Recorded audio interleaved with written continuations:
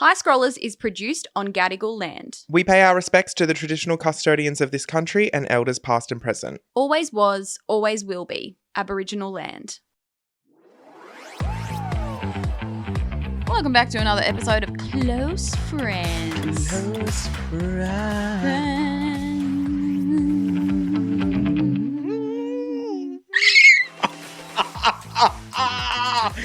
Okay, anyway. Wait, that main episode isn't out yet, I don't... Oh, Yeah, no, it is. yeah, Everyone will know. Yeah. That's going to be my little thing now, every now and then. I really don't want that to become a thing. Well, the Scrollers love it. No, we always promote our email. Mm-hmm. I don't think we promote it enough. We don't promote it enough, but it's because we get enough emails. Yeah. You know? No, but I want more. Yeah, okay. If you don't know, now you know, Scrollers. We have our own Scrollers email. You can send us an email if you have something you want us to talk about on the pod or if you have a question. Mm-hmm. I love when people send through like questions, life questions, maybe a dilemma, friendship, relationship, and we can give our advice because we're just so good. Yeah. We've got the best advice. We are the oracles of Ooh. 2025. Okay. You know, come to us. We'll steer you in the right direction. And sometimes we won't steer you in the right direction, but we'll have a good time regardless.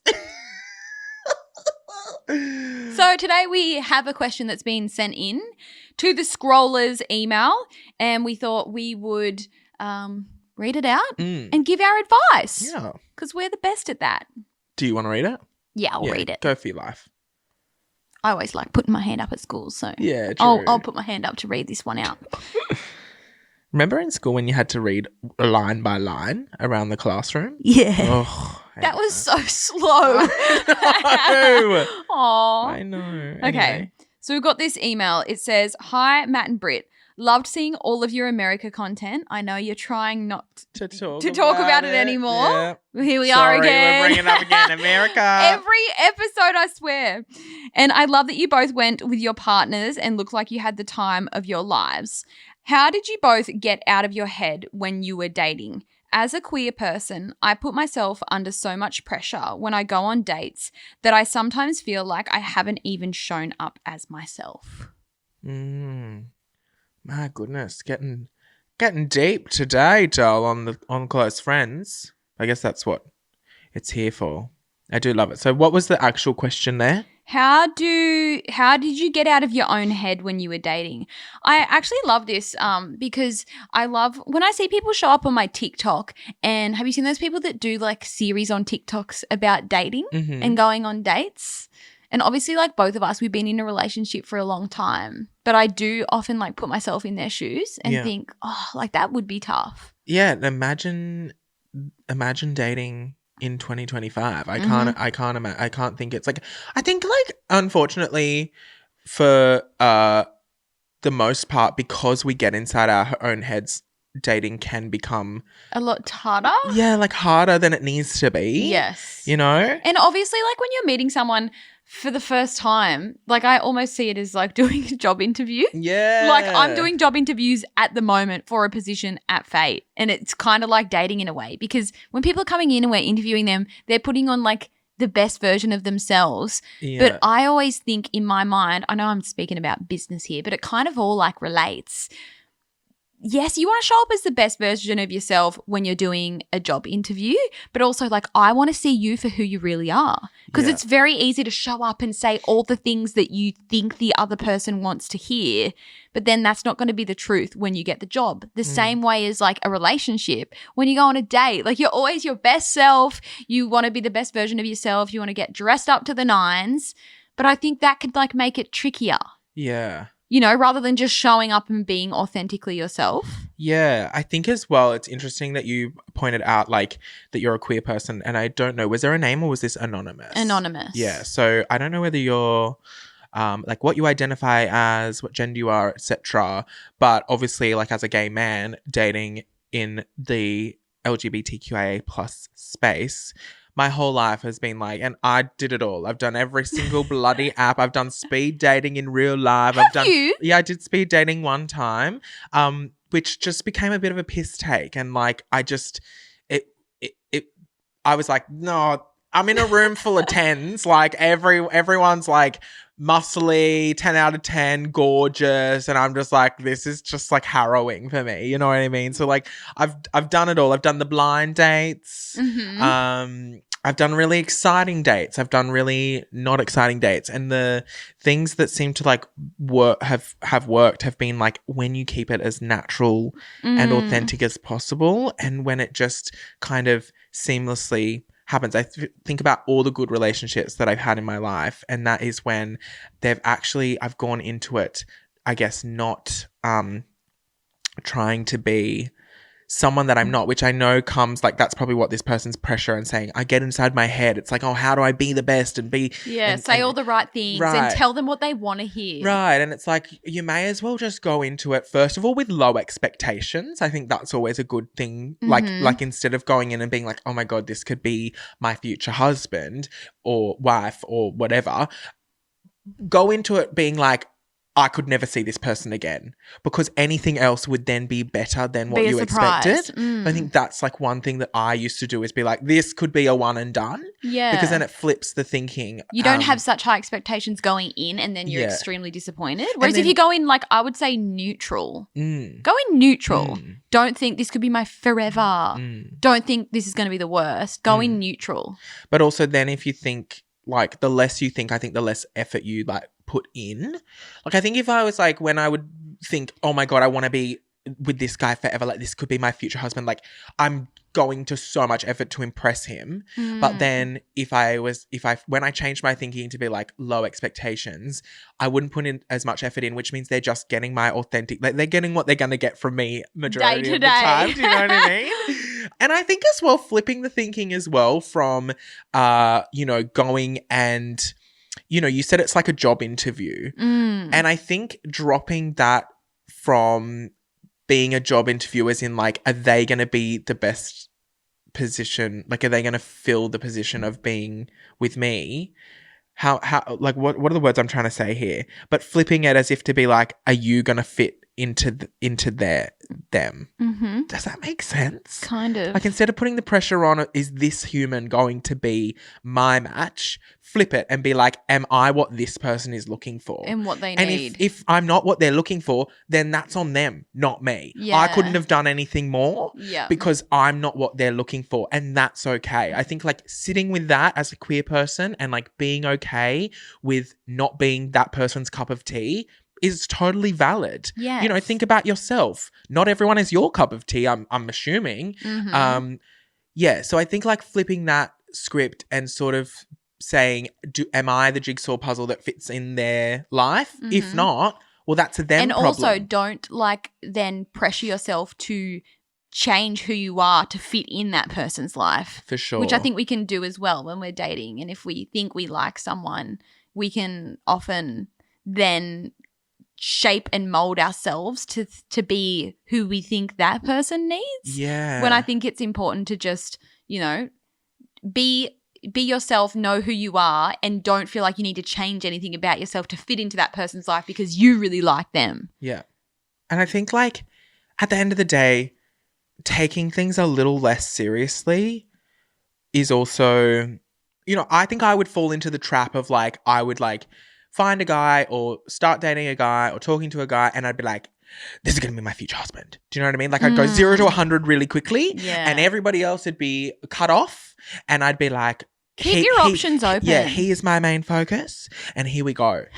And then, it's more about just keeping it cash, having fun and not making someone like your entire focus until obviously the time calls for it and then it's like, okay. But yeah, that's a good way to put it. Like keep your options open. I just feel like I used to go too hard, too fast and then it would be like heartbreak when it didn't turn out the way I wanted. When I think back to like, no offense, and I think I've said this before, like ages ago on the pod, every relationship that I had before AJ was just a massive waste of time. Like a massive waste of time. But I think like when we're younger, we're in our early 20s, like you have to go through all of that, right? But then, like, when you finally do find your partner, like, it makes perfect sense, and everything that you did beforehand is like, why did I bother? As I always say, everything in life is either a blessing or a lesson. You know, you've got to date the duds to learn the lessons and understand what you actually want in a partner. And when you don't find settle them, for less. No, God, no. Don't. But dating should be fun. Like, I Yes. think that, I absolutely know what you mean. Like, how do you get out of your own head? Look, I've been there. But I think that's like all I can say is it's up to you to get out of your own head. I can't really help with that at the end of the day. But I just think if you remember that dating should be fun. You should be having a good time. Yeah, You should be regardless having of fun. whether, like, yes, some dates could be terrible, but, like, just make the most of it in the moment and have fun. And just know at the end of the day, if you're feeling, like, stressed out about being single or, like, you're having no luck with dates, like, there's absolutely going to definitely be someone out there who is going to be your person. Yeah. Like, don't feel like you have to, like, be a different person or change the way you are or act a certain way for someone to want to be with you. There's 100% your person out there, if not multiple. If we had to, like, date right now, say we were single and, like, tonight you had a date with someone, what kind of questions are you asking them? Because I know in, like, our main episode a couple weeks ago, we were saying that asking them, like, what dinosaur is your favorite would be a good thing. Like, because I think the other thing as well is when I did go on dates like that, I always kept it serious, or we kind of talked about, like, you know, serious See, topics. I would almost, it's been so long since I've been on a first date, obviously. And when AJ and I got together, we never even went on a date. Like, we just kind of started hanging out like it was normal. So I don't know what kind of questions I would ask. Like, obviously, you got to ask all the normal questions if you haven't already, because it depends. Like, have you already been chatting online? You know, do you know the basics, or are you just meeting this person for the first time? But I would almost just not put pressure on myself to have good questions to ask them. Like, I would hope that, you know, if you're going on your first date together and you are going to be a potential good match, that the conversation will just flow naturally. Yeah. Almost like here on the pod, like tangents. Yeah. Like, start talking with one question and see where the convo goes. Yeah. What questions would you ask? I don't know, but it's good because, like, on Hinge, I know that you have your prompts and stuff that you can set up, and you can do voice recordings and things like that. So they keep it kind of fun, and, like, the banter starts on your Hinge profile, Which I think is fun because, typically dating profiles are, like, stock standard boring. Yes. Yeah. Whereas with Hinge, like, you can be a bit fun with it and, like, make jokes. And I've actually seen really funny TikToks, Matt. Have you seen them where, you know, in Hinge you can get your bestie to record, like, a voice note for you, but have you seen the really funny ones? Yes. Where they get their friends to say the most funny things about them? Or have you seen the ones where they play, like, sound effects in the background and pretend that they're somewhere that they're not? See, you can have fun with it, and you can, like, start that banter there, and then, like, that's what I would do you know, if I was on Hinge. Right. I would have the funniest voice things set up on my profile. Yeah. See, my friend is, like, obsessed with his Hinge, and his Hinge is like a comedy show. Like, I piss myself at his Hinge profile because of the way that he set it up, and it is the biggest conversation starter. So then all I'm saying is, like, see, if that's the banter you're having already online, then you don't have to get in your head and, like, be serious when you go on a date. Like, keep that flow going. They know that you're funny. Yeah. I think that's good as well.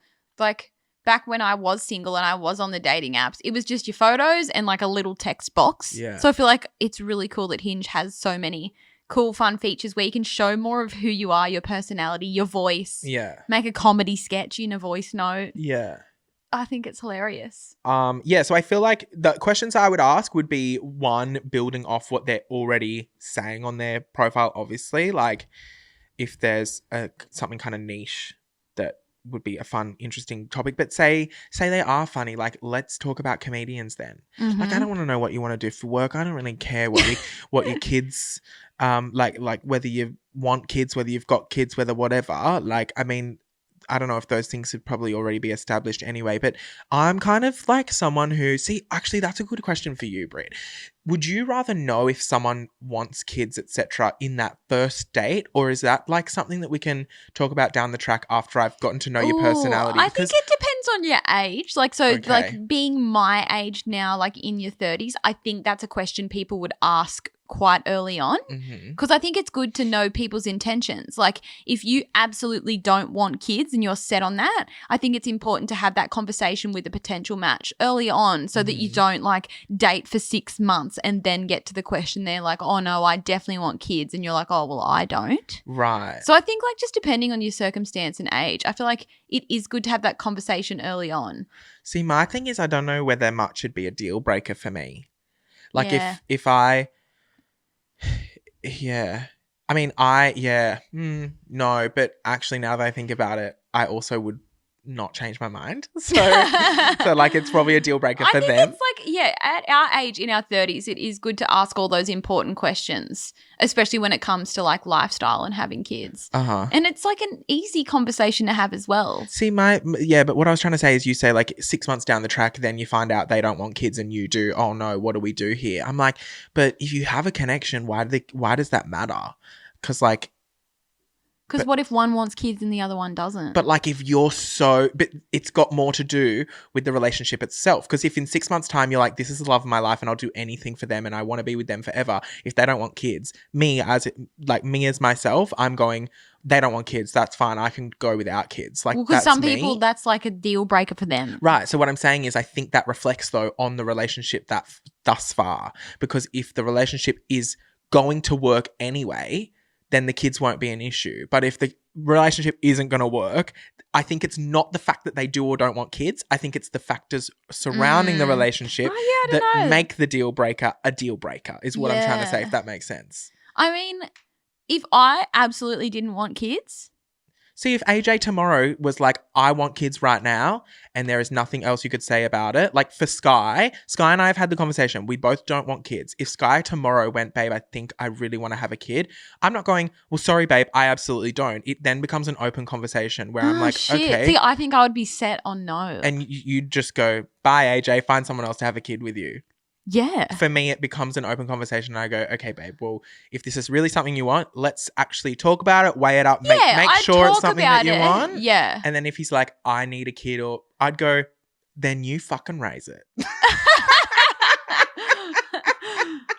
I feel like a kid is a big thing. Like, if I'm like, I definitely don't want kids, and all of a sudden AJ's like, I want kids, I'm not just going to go, okay, our relationship's so good, stuff it, let's have a kid. Because that's a big fucking decision to make. True, I guess that also is what it sounded like I was saying when I said it. Yeah, I get it. Anyway, this is such a conversation that we could talk about for... No, I mean, we could go round and round in circles with this for ages. But anyway, how to get out of your head. Unfortunately, I feel like it's just one of those things that we just have to say, you just gotta do it. Yeah. But if you just keep it fun, you don't put too many expectations on it. You just have fun with dating. It should be fun, you know. Don't trust take it your gut instincts, I would say. Oh, for like sure. You always know, like you know, and it's so easy to ignore little yellow flags or red flags, but trust your gut with dating. Yeah. If something seems off, if something seems off, if something seems too good to be true, it most likely definitely is. Yeah. That's our advice to you. Hope that helps. And you know what? I've said it once and I'll say it again. I reckon, enjoy being single as well. A lot of people are focused on enjoy being on the hinge of it all. And because, very happy in my relationship. But when my friend shows me his hinge profile, it's so fun. It's so fun. Yeah. I'm like, enjoy yourselves while you're single. Yeah, I would much rather be single and like having fun with it than being in a relationship and miserable. Yeah. Or fighting all the time. For sure. Or not happy, which a lot of people aren't happy in their relationships. Yeah. Whatever you're doing, just make sure you're having fun. Anyway, see you next Tuesday.